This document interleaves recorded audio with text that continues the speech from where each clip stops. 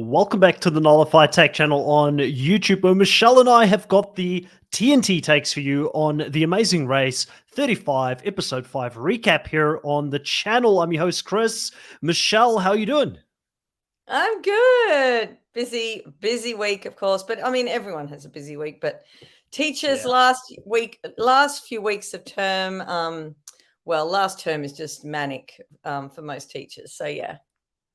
I feel very lucky to have you on this podcast to recap with us, especially with your schedule being as busy as it is. And then also, you're doing the Amazing Race Australia recaps here on the channel as well, which we're very fortunate to have you for both. I still haven't even had the opportunity to watch the Australian version because I've just been swamped. Like I'm struggling just to watch the shows that I'm covering at the moment, to be honest with you. So like any free time I have is like sleeping, recovering, getting ready for the next Oh, week. free time? What are you Yeah. talking about? As you know, as some of the viewers know, I was filming Sydney Survivor 2 last weekend. So I wasn't in it because I was in one, but I was filming for 2. Great cast. Obviously, I helped with casting. But then this weekend, I'm doing a race on Sunday with my daughter, which is sort of a Wow. loosely based amazing race. So, yeah, it's just. And then Survivor UK starts Saturday morning here, like at I 8:30 know. a.m. ridiculous time. Like, come Plus, on. plus on top of all of that, big rugby fan, Survivor, not the Survivor. South Africa's in the final for the Rugby World Cup playing New Zealand this weekend as well. Really? So it's a 5:30 a.m. start for me on Sunday morning to watch that. So it's gonna be a busy week, and I'm going out on the Saturday evening. You know, I'm finally going out and exploring a bit of Melbourne. You've got to hit the Melbourne scene at nighttime. So Fun. busy weekend ahead. Looking forward to it. But let's say hello to our very loyal listener who is finally on time right here on the channel for the live. Lovable Nikki. She's back and Hi, she made it Nikki. on time. There we go. Michelle, I didn't get an opportunity to talk to you about last week's episode at all. I spoke to your fellow previous podcast co-host, Logan, here on the channel. It was a lot of fun. Yes, He is truly an encyclopedia of knowledge when it isn't comes he? to the Amazing Race. Yeah, so that was good to tap into. But what's your thoughts on how things turn out with seeing Victor and Jocelyn go so early? Sad. They were one of my faves, and they I went out, know. and I was because I didn't watch it obviously, and I was trying not to see who went out, but I saw all these posts saying, "Hate who went out, sad for the people who left." I'm like, "Oh God, who is it?" Because all the posts were sad, sad, sad, and I'm like, "No, Mm. it's not. It's not." Yeah, if I saw that posts and if I was on social and I had time to engage, I probably would have thought that's Team Pink because I mean, who's more lovable than Team Pink this season? You know, like they are the team that brings the smiles Mm. and what a powerhouse Andrea has proven to be in the last 2 weeks. Like, I mean, if you could link Andrea up with Annalie, I feel like they would win the season. There would be Oh no one God, yeah. close to them because they would be a They powerhouse team. but they did so well this episode. Like, Both of them did. Yeah, amazing. both teams. Both teams. But I feel like Yes. Annalie is she's kind of carrying her team at this point, and I feel like Andrea is carrying their team at the moment. So that's why if you get Mm. the best of the two halves coming together, but I have to give credit also to Annalie's dad. Like he is keeping up with people that are probably like half his age. I know. And you know what? There isn't a lot of running. There was a bit of running at the beginning of this episode with the sugarcane and going uphill, but the race tends to have a bit of running like to the mat or here and there, but generally you can do a fast walk, and everyone's sort of very similar in their fast walks anyway, like going through a market or going through a mosque or wherever they have to go. So, yeah, he's knowledgeable, so that obviously Mm. helps. Sandy, welcome to the live as well, saying, "Oh, hi, Chris and Michelle," giving us the pink hand wave emoji as well. Hi. Welcome back to the live as well, Sandy. So we start off this race in Vietnam. That's where they've been for the last couple of legs, and they're on their way to India, to the pink city, Jaipur. I think I'm probably not pronouncing that right. With Jaipur, 20 Jaipur. Jaipur. So it's got Yeah, 22 official languages and 1.5 billion people. Insane insane. numbers. I know, and the biggest democracy in the world. I love that it's a democracy. How do you get 1.5 billion people to agree on anything? Like, I just don't know how. I mean, it's hard enough in a country like ours where it's like, what, we've got like between 20 and 30 million, Mm.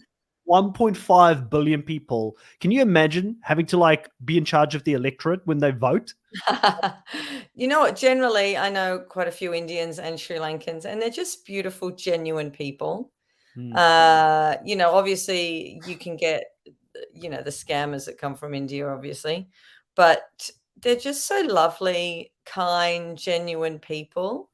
Hmm. And if you've got a whole lot of billion of them, it may be easier to run that democracy than somewhere like Australia where we're all like getting at each other. I feel like the bigger the country, the harder it is to control, to be honest. Like, I Mm, feel like it just comes with the numbers. It's one of the reasons why when I lived in New Zealand for such a long time, crime's at an all-time low, civil unrest is at an all-time low. And then the bigger the country gets, the more it's difficult. It's difficult to keep yes. control of that. So, and obviously you can see with India, like clearly there's, it's, I hate using this term because it's almost derogatory, but it's like I say this because South Africa is a third world country. India kind of in a lot of ways with the infrastructure comes across as that way as well. But that's also a Mhm. lot of the time, it's funny when you travel to these countries, that's where the culture is at its peak. That is where Oh, it people, is. yeah, people just band together because there's like a lot of things that don't work with government. There's a lot of things that just they don't have the same services or Mm, healthcare or things like other first world countries would have, and they just sort of come together. And I think that's where you see that beautiful spirit with people who come from countries like that, such as mm, what you just mentioned. mm. Totally agree.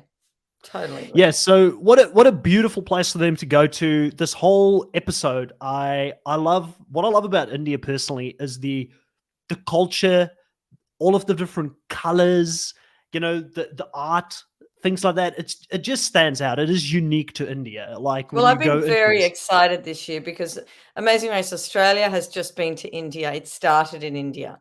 A Right. show here called Rush I had an remember. Indian episode. So, gosh, I'm just loving it because, I missed Amazing Race US going to India. We haven't been for a while. And I love that they get back there, and then the Australians are there, and then we had the other show there, and I'm like, when I saw it, when I watched this episode, I'm like, "Oh, India, yes, yay, we're going there again." Yeah. Yeah, it's so exciting to see it. Let's say hello to Logan here in the comment section as well, saying Kelly is Logan. literally 1 in 1 billion because India has over 1 billion people. Michael Scott from The Office. And then also says, when I was in India, we were banned from visiting certain spots in Delhi because of the citywide protests. Jaipur's Amber Palace was used as a route marker in season 1 of The Amazing Race US. I didn't know that. Did you know that, Michelle? No, but I was about to say that one of my favorite episodes of Amazing Race Australia was actually one of the challenges was in the Panamina Kakund, if I'm saying that correctly, where all those stairs were. So I'll get to that later. But I saw that and I went, yes. But then they didn't do the challenge that Australia did. But oh gosh, love it. Love it. I Yeah. mean, I haven't been to India, but I'd love to go one day. Yeah, same. Hopefully, we get to go there one day if we compete on the Amazing Race. That would be a lot of fun. But obviously, one of the things that sort of was interesting here early on in the race is that typical old school Amazing Race, we get people going to the airport. They all are huddled back together and it's Mm, square one. Everybody is starting at the same place. Poor Robin and Chelsea, they just got into first place in the yeah. previous round with the likes of, we just spoke about them, Annalie and Steve. They were right up there in the front, but this really doesn't mean all that much. They have to start from the bottom again or start at an equal footing going Mm. into the race. Do you like it or do you not like the fact that there was maybe Well, not more options for them to get onto planes? considering they left, and I think the margin between the first and the last team to leave was around half an hour. I think it was like Mm, half an hour. So that's not a lot to be able to get different flights. So what I think they should have done was start them off at Jaipur Airport in, the first to the last timings, because then at least would have made some sort of effect when they started racing again. I think it should have started from when they got off the plane. yeah. Yeah, I agree. I think that there has to be like some sort of meaning towards getting first, second, third. And I've got Mm, a really big opinion about that with the potential U-turn coming up in next episode as well. I've got some thoughts that I'll share when we get to the end of the episode. But interesting to see them all sort of get back together, having to get into the rickshaws. Really funny seeing Annalie not knowing what a rickshaw is in this episode. no. And it really shows that she hasn't probably not traveled all that much, which makes it Yes. even more amazing that her and her dad are finding a way to be so effective navigating and getting through these challenges as two people Mm. who probably haven't really been exposed to a lot of other cultures or other Well, countries. yes. Yes. I mean, I knew what before I went to Asia, I knew what a rickshaw was from watching things on TV and documentaries and stuff like that. So obviously, she doesn't watch any of that and isn't worldly in that respect. So when she said, "What's a rickshaw?" I'm like, it's just right there. It's there. Yeah. Just get on it. Sandy here says, as much as I love Thailand, Vietnam, and India legs, I'm kind of disappointed they didn't visit other countries, new or underused in Asia. That's a good point. I mean, there is a few more places they could go to. They probably went Mm, for the tried and tested because it's the first time that they're able to go to places again. And the one thing that has happened over the years, and I think Logan spoke about that a little bit in the previous podcast that we did here on the channel, he said that the budget has gotten significantly less for the mm, Amazing Race when they do these seasons. So maybe that also comes into play when they choose where to go and how they're going to go. Like compared to maybe going to places that aren't as well traveled, maybe it's a little bit more expensive if you go off the mm. beaten track, right, Michelle? Yeah, and if they already have connections there, I mean, Bertram and Elise have connections in a lot of different countries now, and it's probably easier when you have the connections. Um, what? Annalise, a professional travel vlogger? How the hell doesn't she know what a rickshaw is then? Yeah. Sorry, Shame. she's lost all credibility. Yeah, Sorry. I still like her. I like her competitive spirit, but yeah, Me too. I mean, I like how competitive she is. But seriously, how can yeah, you be a travel vlogger when you don't know what a rickshaw is? What else doesn't she know? yeah, she's losing all of her sponsors after this specific episode. They're like, clearly she doesn't really travel. Clearly she's just a whiz at Photoshop, and she's basically photoshopping herself into all of these places that she's been to. But um, yeah, it was a lot of fun seeing them in the rickshaws, driving, seeing Todd and Ashley and the likes of Team Pink, Andrea and Milena, Yes. like having the banter, joking around, and Mm. even like that. Those are my two favorite teams, probably. Like when it comes to like personality and just bringing a lot of fun to the show. Like it brought a smile to my face to see them interacting in such a way when they were on their way to the Amber Palace. Mm. Yeah, in the cabs. It was cool. They were in cabs, weren't they? Because they put the window up and down. Yeah, I think it was cabs at that stage. Yeah. Yeah, Yeah. it was a lot of fun. And what did you think of the Amber Palace that was built out Elephants! of redstone? I love that there were elephants there. I mean, there's a lot of contentious thoughts about elephants being places. But oh gosh, I love that the elephants there and that they were excited about seeing the elephants as well. I love that they were up the top, with the Mahout, Mm. to receive the sugar cane. I don't know how heavy sugar cane is. I don't think Have it's you heavy eaten from sugar memory. cane?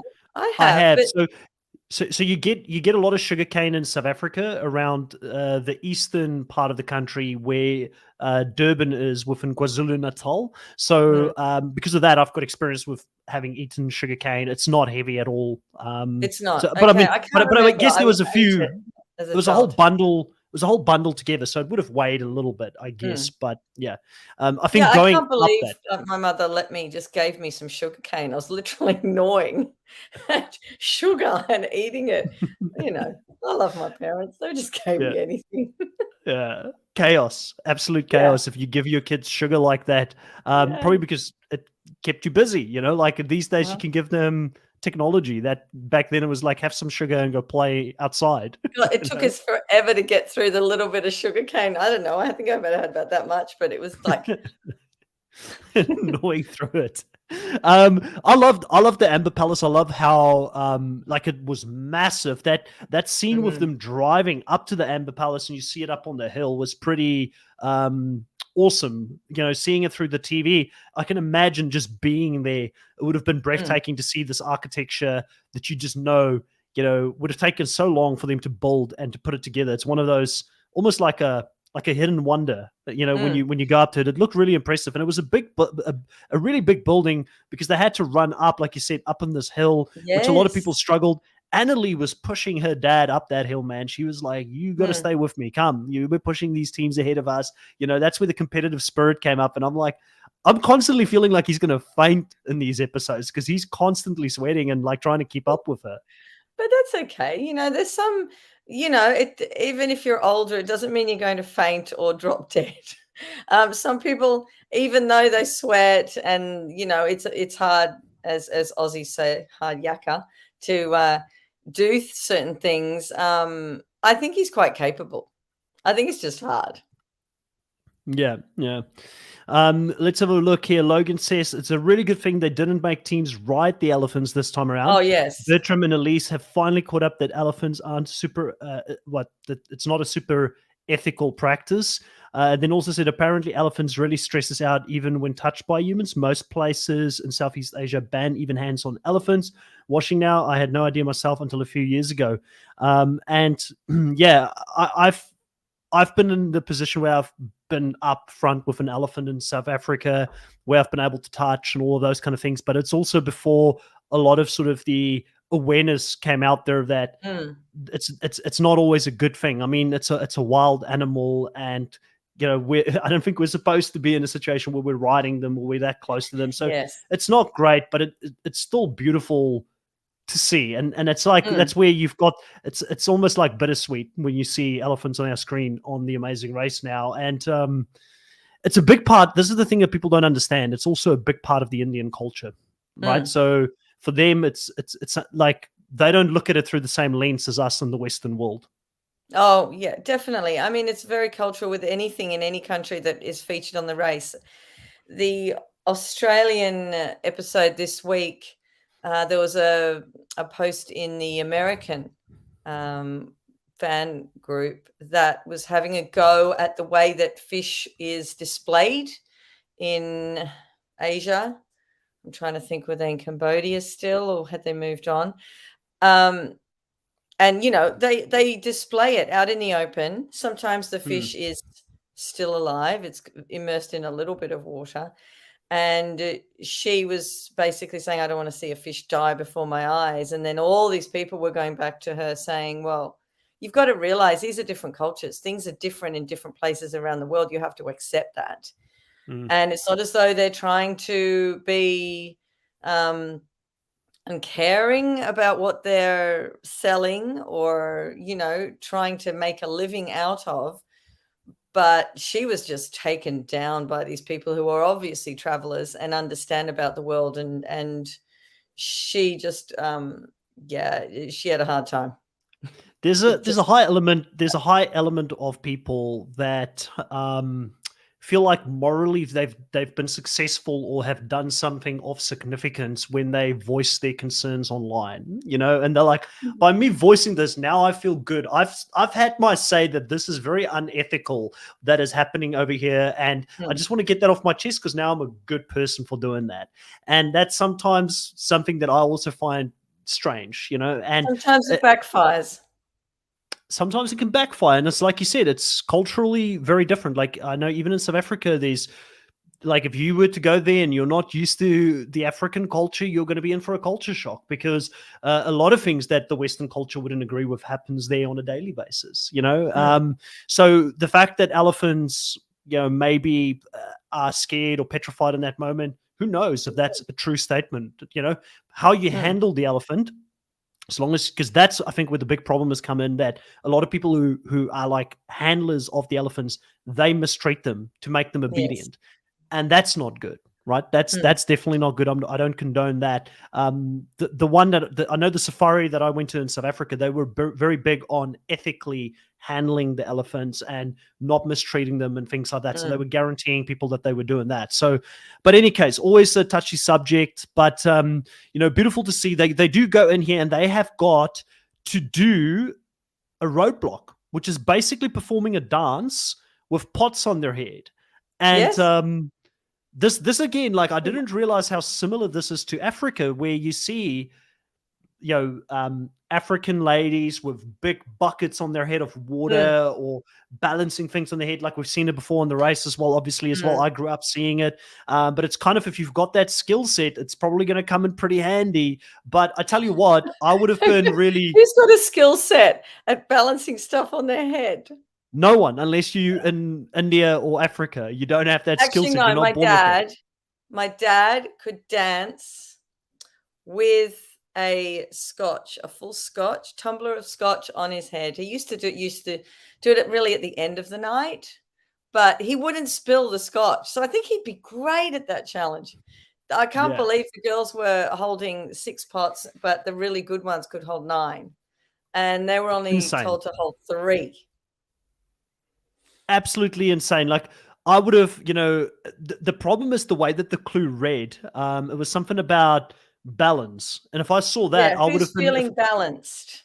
yeah, who's feeling balanced. So Um, if me and you were running up to that, and we saw it, my background in karate, it's all core based, it's all balance based. I'd be like, got it. It's a balancing thing. And then as soon as I get out there and realize I have to balance something on my head, I would have been hating myself. And you've got to dance while mm, balancing. So I was feeling the pain with Corey being out there, but I would like to believe I would have had a bit more rhythm than him because, there's a few guys there that had zero rhythm, yeah, but it looked very difficult to do. So, it did. um, again, Anna Lee just going in and busting it out, maybe Mm, learning the routine within, like, I don't know, a minute or two, and then yeah. deciding to just go and do it before there's a line that she has to wait for, turned out to be a really, really good move by her. And she's away so early and now becomes a big target for other teams moving forward. They're like, well, Annalie and Steve, they're starting to dominate this thing. We may need to take a shot at them as soon as that U-turn comes up.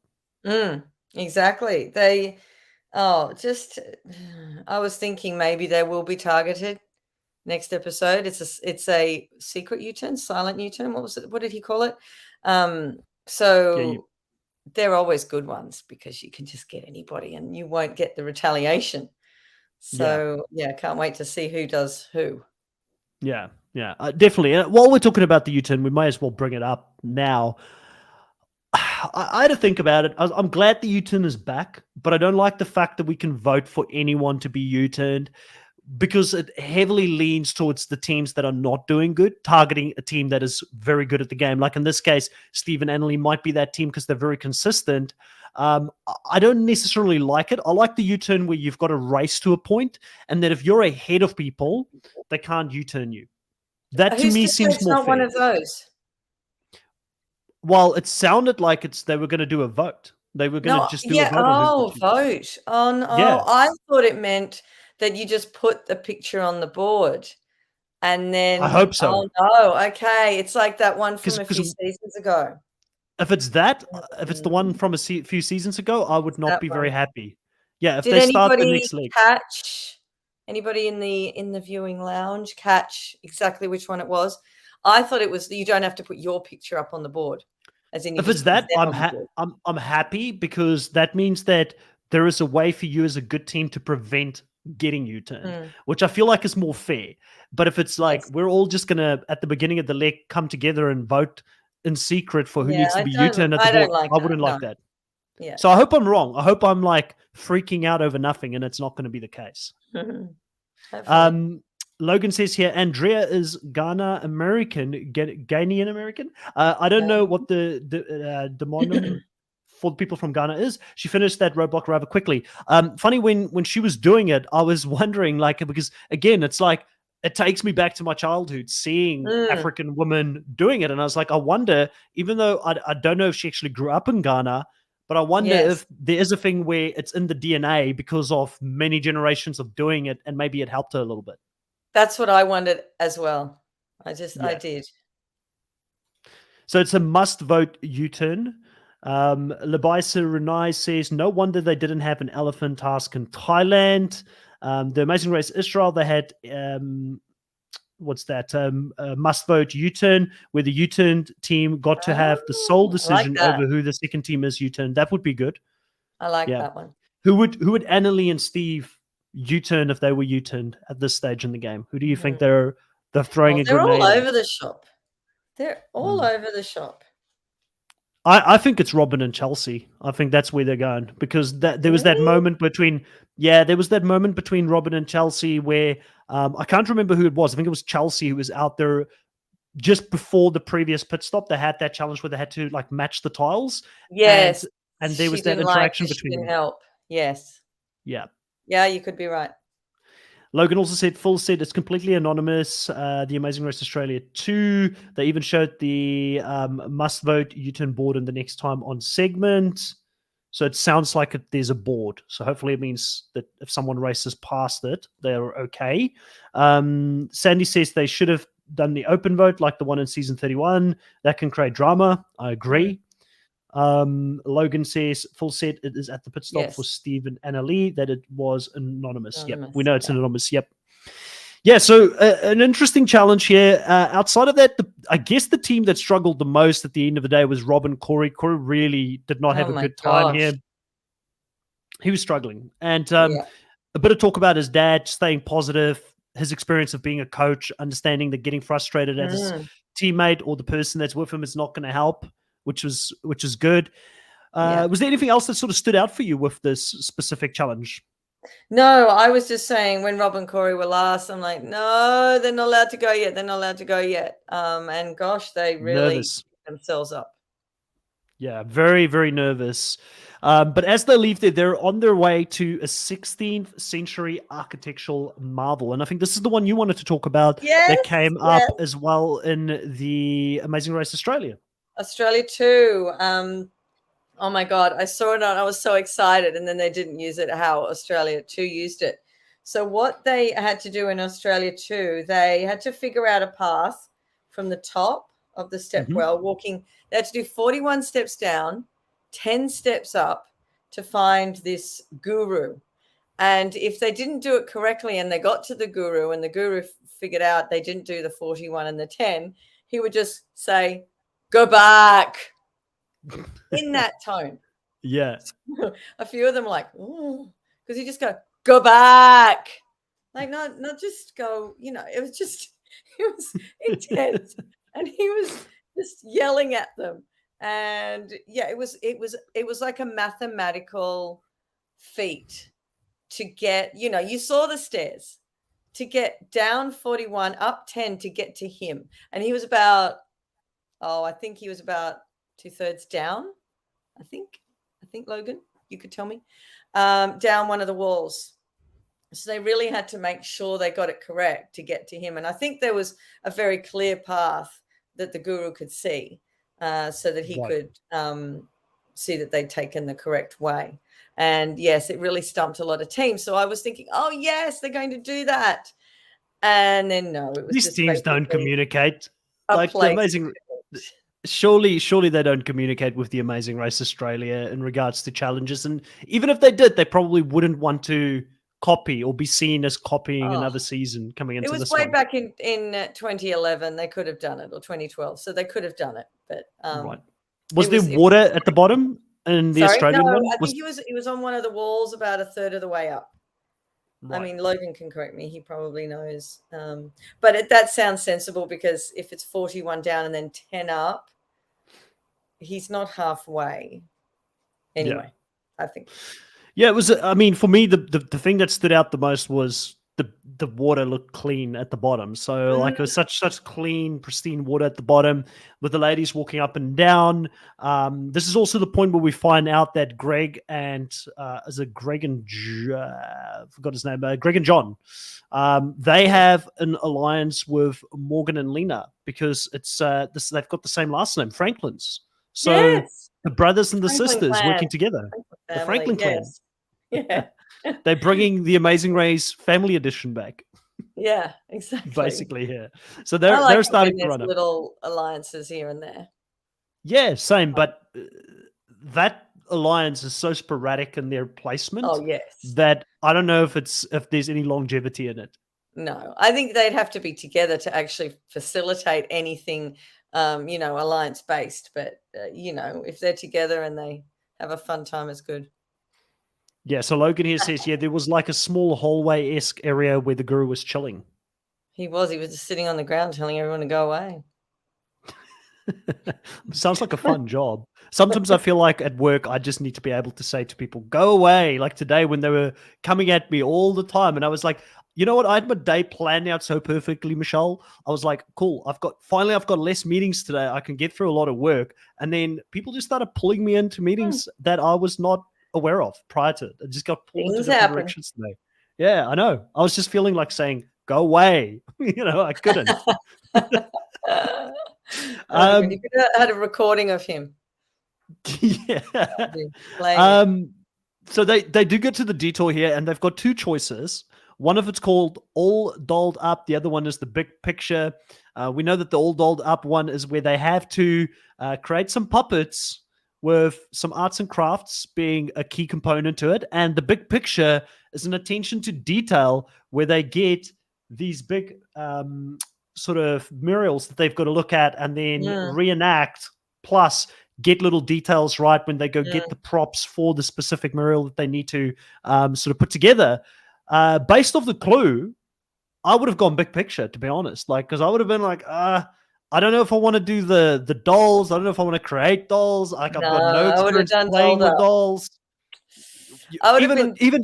Even based on just the clue itself, not knowing what it is. Okay, yeah, anything tell me with why. dolls, I would think making a doll or getting dressed up like a doll, something like that. I would think by the clue. When I got there, I do a lot of spot the differences with my daughter, and I love them, and we can do them quite quickly. But anything like that Big Picture was like there was too many details. Would have taken too long. There was so many things you could have got wrong, and then you have to get back up and go and find the pieces. If I would have chosen that and got there, I would have left straight away and gone to Dolled Up. Right. It's interesting. It's interesting because I feel like I'm really good at attention to detail. Like that's something that if I was to get there, I would spot it so quickly. I was amazed at how many people were struggling at Big Picture and constantly getting it wrong and not, later on overthinking even the clothes they were wearing. Like, it needs to be the draping and minor things. But there were a lot of things in that picture. It was like a Where's Wally picture. There were so many which I used to love. details. Sorry? That used to be my jam, Where's Wally? I used to love doing those. I know, but there's so many details that if you've got time to have a look, you spot them all. But if you're trying to do things quickly, it's hard. I think when finally I saw how they were putting the dolls together, and there wasn't that much to it. Like it's really, if you're good with your hands, you can do it. And it clearly was the better one. I mean, Todd and Ashley lucked out, not being able to get a spot, racing like a full-on foot slog with Joe and Ian to get to the Big Picture detour, just to miss out to go to All Dolled Up and then leapfrog everybody that's at the Big Picture. Like it ended up being the one to miss. Yeah, and it's pretty sad that there were only 6 spots. So, you can't always do what you want to do. Yeah, I like it when they do that. I like it when there is limited spots and it forces you to think about where you need to go and what you need to do next. Let's have a look here at a few of the comments coming in. Logan is saying, I doubt we see the Franklin Alliance if it was an hour episode. I agree with that. Sandy says, apparently the average time in the doll detour was 15 to 20 minutes, while the Muriel one was 1 to 1.5 hours. Are you on mute, Michelle? Sorry. I push your accent. It's too much detail. Too much. Yeah. No, it looked brutal.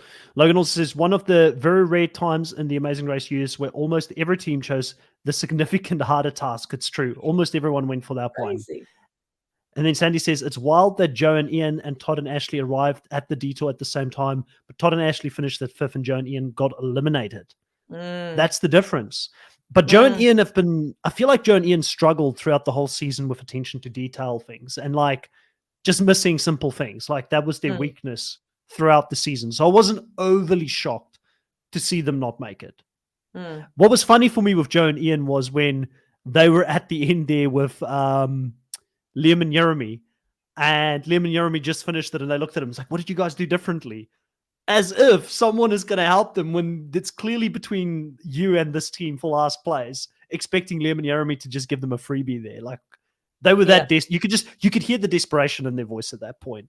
I know. It was so bad. It was just so bad. And I'm like, get out of there. I'm glad the girls actually left and went to do the dolls, because although they probably would have finished before the guys anyway.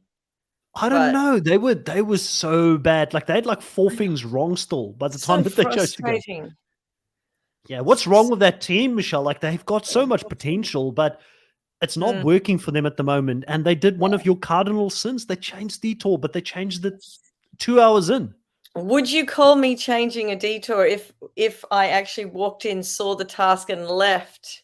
I bet Logan and Michael would say, yes, you changed detours just to say I did. But yeah, I literally would look at the board and just go the other way. But like, surely dolled up is not as bad as this. Like, I don't need to do as much. Yeah, there was a lot of running up and down. They could only take 1 prop at a time, which slowed them down somewhat as well. No. But I still think a team that's really good at attention to detail could have smashed that out. I really do think that. I think that it could have been done. You don't? No. Yeah, just like, there's no chance, Chris. I'm never doing that challenge. No. You've been scarred. Like, tell us.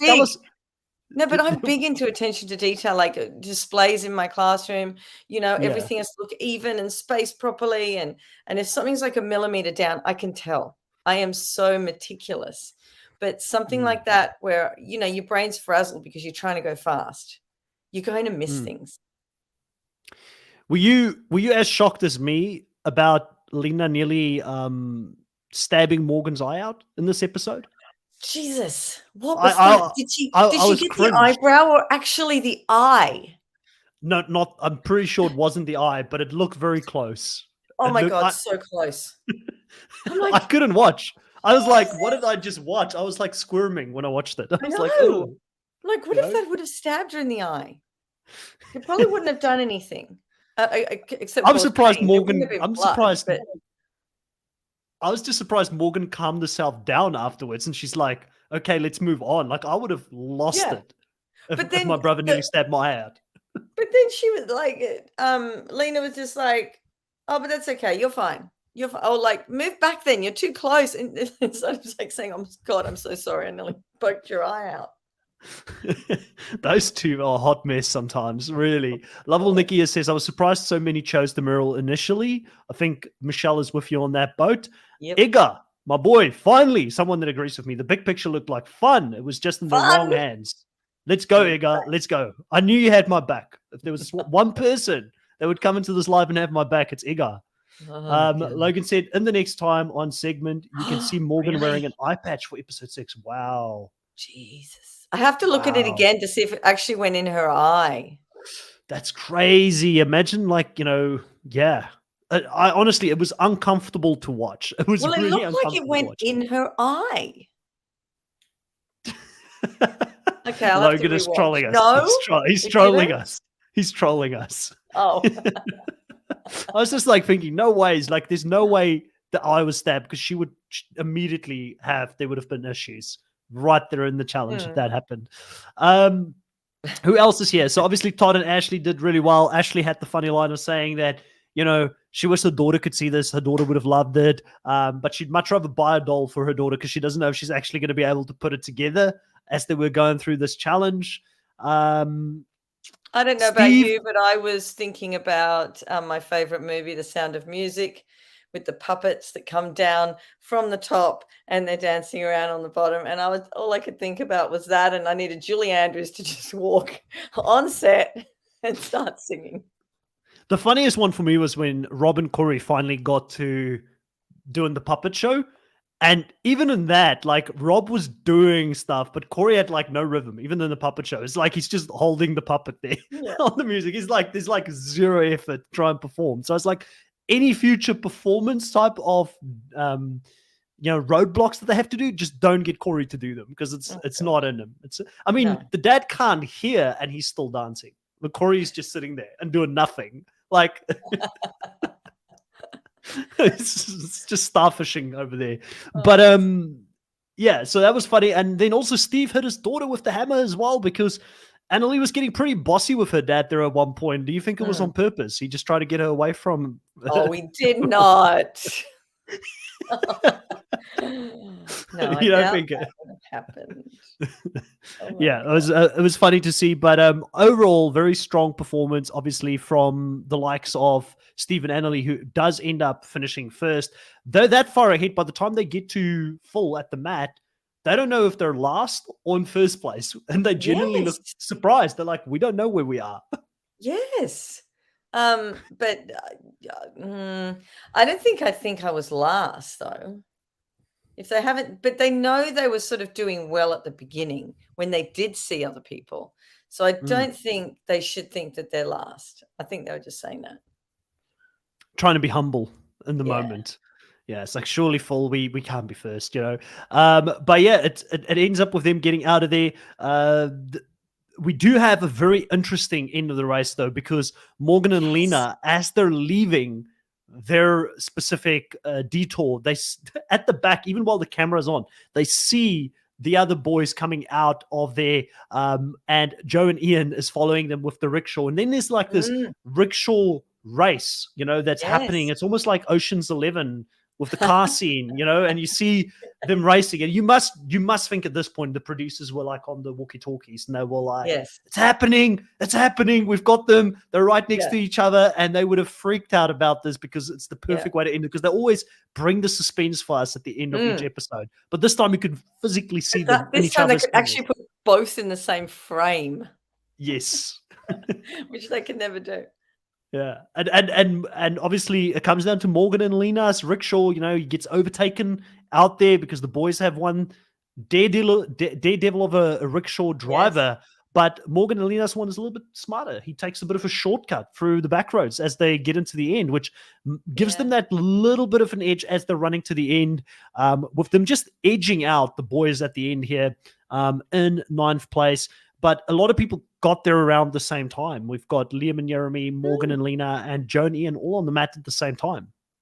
I know. There were groups together. And then there was another group after that. So, yeah, it was close. Yeah. Logan bringing up the Super Mario reference here, saying Mario Karts. Joe and Ian didn't have any red shells to take out Morgan and Lena's rickshaw. For those that play Mario Kart. Lovable Nick says Alan Iverson would be a great hero to have. Also says Todd was getting angry with Ashley for practicing too much at the roadblock. I wonder if his hero during the professional basketball career was Alan Iverson. I think Todd was not angry, but he was frustrated. But the good thing is, I don't think he actually verbalized it. Like he kind of just told us, the audience, like, man, I'm frustrated. She's practicing so much before she goes out there and does it. But she got out of there at a good time, though. You know? She did. Yeah, I feel like she's still crunched it. So it's good. Lovable Nikki says, I'm so disappointed the sisters made it first. I'm ready for them to be gone. Really? I'm still enjoying Morgan and Lena. I don't mind them. Yeah, Are they annoying you, Nikki? Yeah, tell us what's the matter with the sisters. Like, I kind of like it when two people have like a little bit of like a power struggle within the team dynamic. So, you know, I'm for Team Mess. Keep Team Mess around for a little bit because because all of the other teams there, they seem to be getting along pretty well for the most part. If I was Andrea, I'd be frustrated with Milena. I'd be like, Milena, like Andrea's done the last how many roadblocks? Oh yeah. Yeah, I don't know. I am not counting. Yeah, I can see. So Andrea's done 3 of the roadblocks. Milena's done 1. Gosh. So I like wonder if the Milena, roadblock rule is still in place. Surely it is. Surely it is. And that could come back to bite them at some point if she doesn't do a couple in the near future. Sandy says here, yeah, if they arrive at the same time, Joe and Ian would beat Morgan and Lena in a foot race. That's right. I agree with that. I guess says Liam in his question Q&A said he didn't know what a U-turn was. Yeah, Liam and Jeremy, man, like those guys are like cool as ice. They get in there at 8th place. They're like having the time of their life, you know. Couldn't care about their placement any less. They're like Bill and Ted. basically. They're just there for the ride. They're not as clueless, but they're like, come on, dudes. I can just see them saying the word dude to each other. Yep. That's the most Liam-esque thing I've heard all season. Lovable Nikki says, yes, the sisters have been annoying these last 3 episodes. Oh gosh, you're not having a good time. I feel like Lovable Nikki is getting triggered. Like there's a story there. She's just not telling us, but she's triggered by something here with Morgan and Lena on the race. But overall, we've got first place Stephen, Ashley, Annalie coming there. Greg and John, they do get in second place. They did well. They actually went through, and this is why I said the right people could still finish quick, because they went through the mural challenge and they finished quickly. Again, software engineering coming into display here. They have to figure out if a code goes wrong, how to decipher, reverse engineer the issue, and they were able to get out of there very quickly. So their brain clearly works in a way where it benefited them. Jill and Garrett, they also get their highest placement of the season, getting in a 3rd place. They couldn't believe it. They were shocked. I know. They're very shocked. I love it when they're shocked and teams do really well. I love that. Well, they had 3 in a row because Andrea and Milena for the first time is like 4th, and they're shocked about it, followed by Todd and Ashley, who had to change their detour, and also shocked that even after changing, they're still skipping ahead of teams that were ahead of them, coming in at 5th. So it was fun to see all 3 of them, followed by Rob and Corey, who's also shocked, which was funny to see them get in there as well and be like, what? How are we 6th? Because they were thinking that, getting out of that first one, last place, they were going to have to really hustle to make up time. Exactly. And then Robin and Chelsea, Liam and Jeremy, Morgan and Lena, last place, Joe and Ian, they are out of this game. And then the rules for the U-turn gets explained going into next week. And a little bit of trouble ahead for Jill and Garrett. A little bit of trouble on the next on. It looks like Jill and Garrett's going to be struggling out there. Oh, I don't want them to go. I like them. They're fun. They're a fun team. But maybe because we're seeing them struggle, it means that they won't struggle. Because like CBS is always on the shock factor. They'll never give you the true story on the next on Amazing Race. They're probably winning the leg. Let's be honest. Yeah.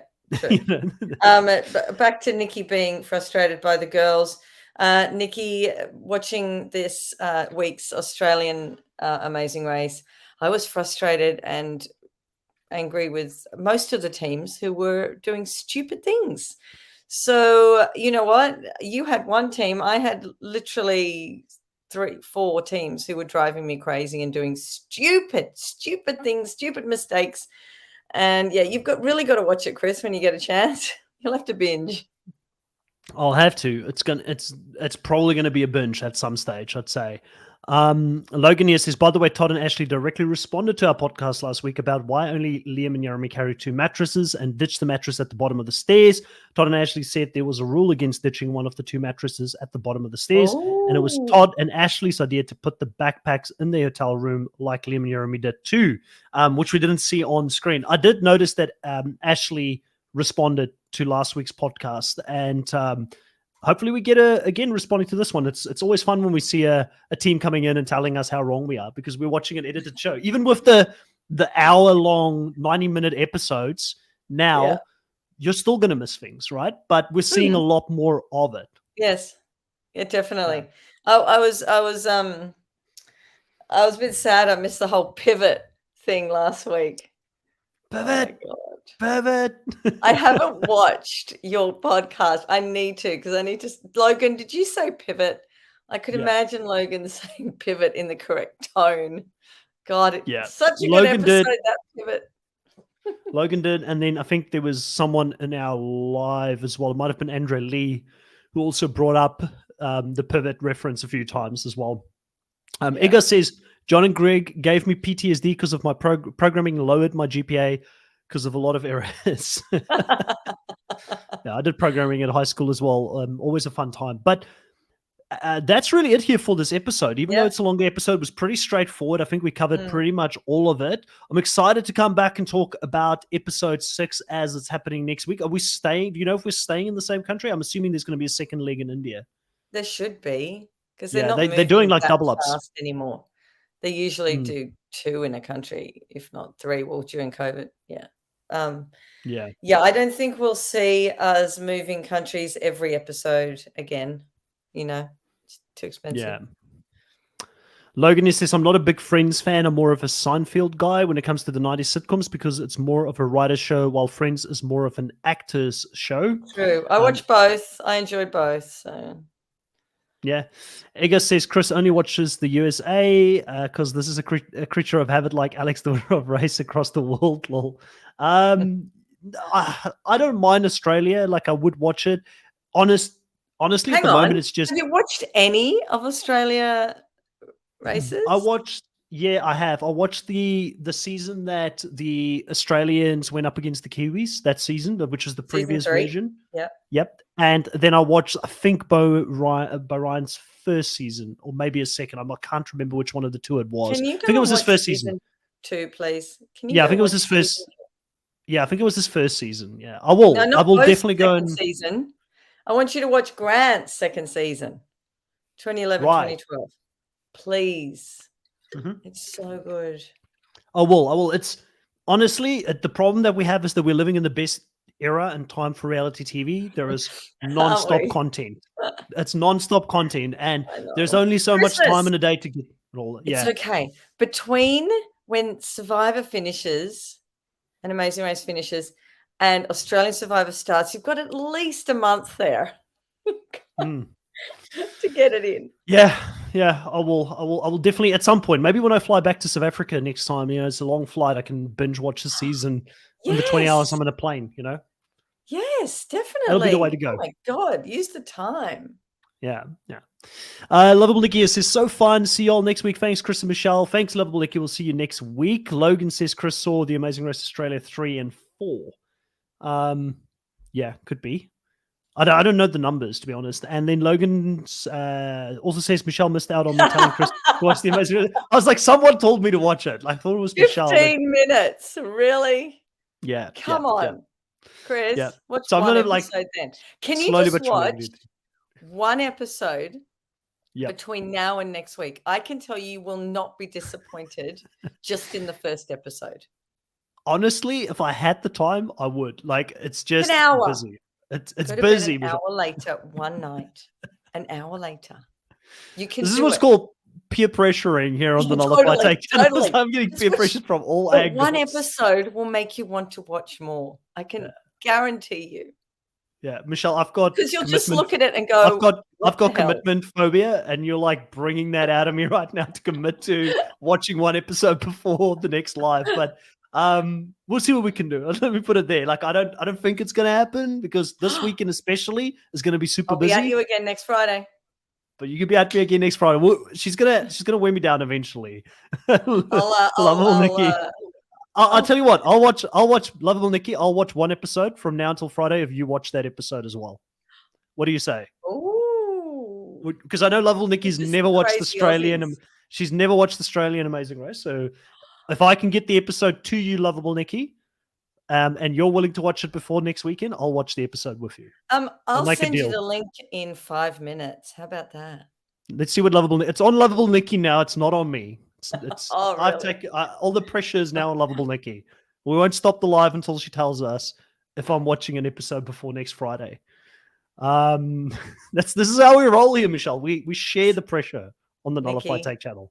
Nikki, you need time. An hour. Come on. It's less than an hour even. Oh, here we go. It's a deal. She's saying it's a deal. She's going to watch an episode as well. Okay. So I will watch an episode because Lovable Nikki's watching an episode before next Friday. All right. I will send you the link when I get off this.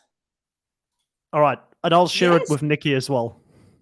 I remember you talking about the Pink Cities, Logan, when we were doing a podcast of Australian number 2. Yeah. All right. Well, for now, everybody, if you got to this point of the live and you enjoyed this, please consider subscribing to the channel. We're still growing.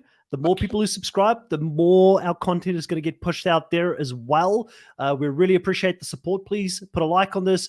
Comment below if you weren't in the live. Let us know your thoughts on this latest episode. And tune in next week to hear if Lovable Nikki and I got through the first episode of the Amazing Race Australia Season 2. Catch you all next time, Lovable Nikki. See you, Iga, Logan, Sandy, everybody that was taking part here in this live. Thank you so much. Catch you guys next week. Bye. Bye.